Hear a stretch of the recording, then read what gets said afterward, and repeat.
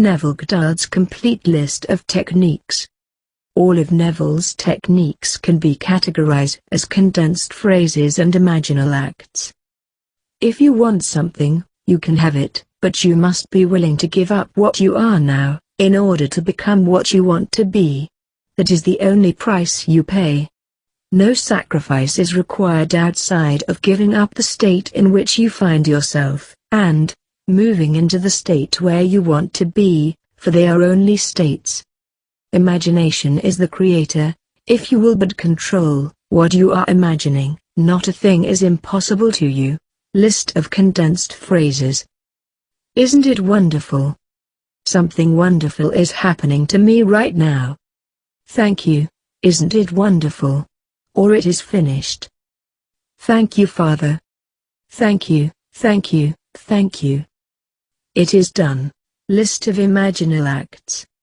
Being congratulated. Being congratulated by the deceased. Eavesdropping. Make the here, then now. Fast forward. I remember when. Wanting an object. Collapsing time. Giving checks.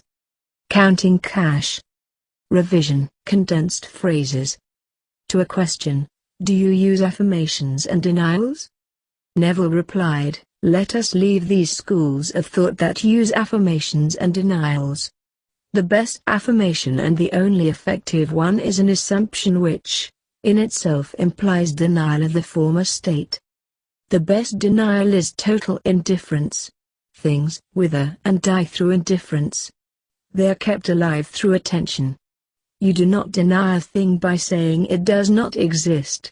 Rather you put feeling into it by recognizing it, and what you recognize as true is true to you, be it good, bad or indifferent. I like to take one consuming ambition, restricted to a single short phrase, or act that implies fulfillment. Repeat any of these condensed phrases that imply fulfillment to yourself in a state akin to sleep, that is a drowsy state. 1. Isn't it wonderful? Neville said, personally I like to confine my imaginal act to a single thought, but that does not mean I will stop there. During the course of a day, I may imagine many things, but instead of imagining lots of small things, I would suggest that you imagine something so big it includes all the little things. What would the feeling be like were you ecstatic without knowing what had happened to produce your ecstasy? Reduce the idea of ecstasy to the single sensation, isn't it wonderful? Do not allow the conscious, reasoning mind to ask why, because if it does it will start to look for visible causes, and then the sensation will be lost. Rather, repeat over and over again, isn't it wonderful? Suspend judgment as to what is wonderful. 2. Something wonderful is happening to me right now. Neville gives an example of a woman who used this technique and created massive wealth from it.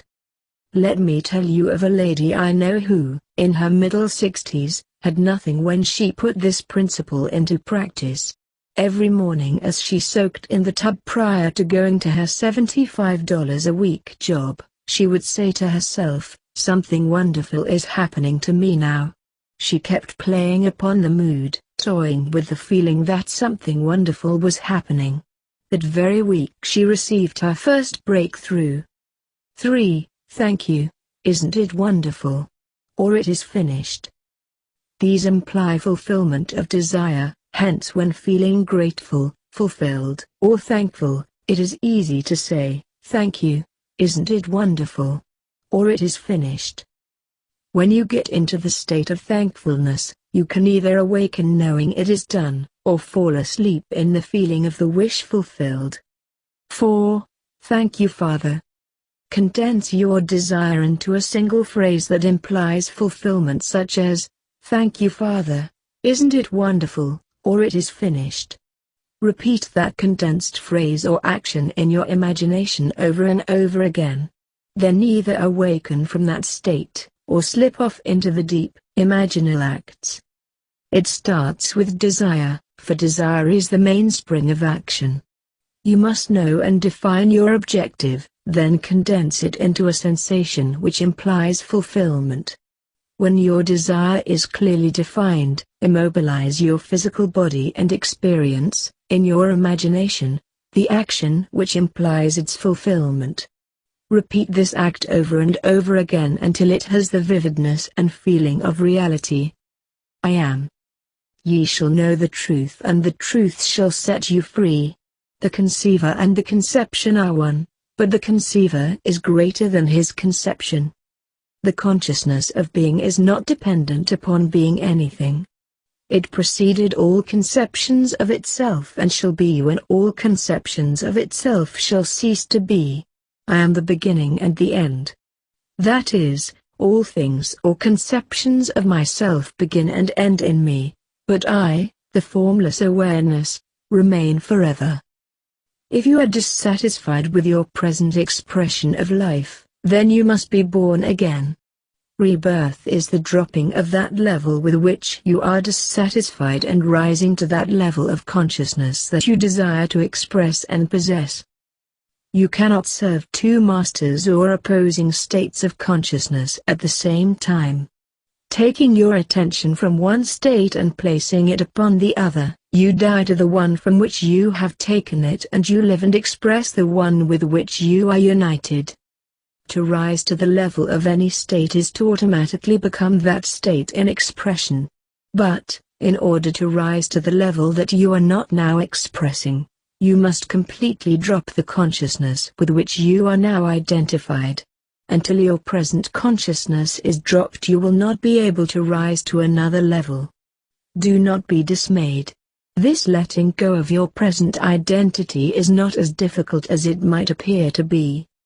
To accomplish this seemingly impossible feat, you take your attention away from your problem and place it upon just being. You say silently but feelingly, I am. Do not condition this awareness but continue declaring quietly, I am, I am.